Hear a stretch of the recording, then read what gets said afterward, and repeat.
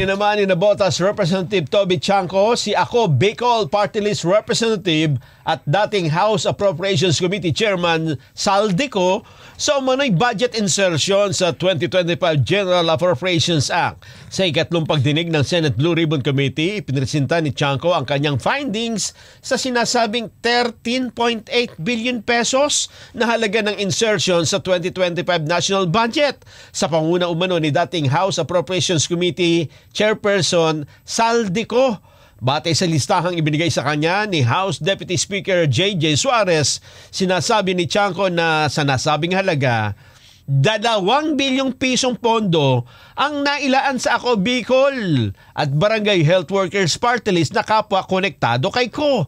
Sa pagbunyag pa ni Chanco, binanggit nito ang mga katagang parking at sagasa. Sa ilalim daw po ng sistema, pansamantalang inilalagay, ipinapark ng isang kongresista ang kanyang insertion sa isang distrito. Ayan, kaya nagre-resulta, lumalaki yung pondo, lumolobo. 2 term po yan, Your Honor. Isang parking, isang... Kasi madidinig mo sa congressman nasagasaan kami. Paano naman kayo nasagasaan? Binatuhan kami ng pondo na hindi naman namin alam.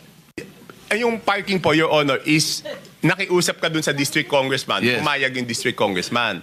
Yung sagasa po, Your Honor, is wala kang magagawa sa ayaw mo't sa gusto. Yung pala sa gasa at saka parking. Ayun. Binigyan ka ng pondo. Magtataka, bakit may pondo rito? Wala naman ako nare-request.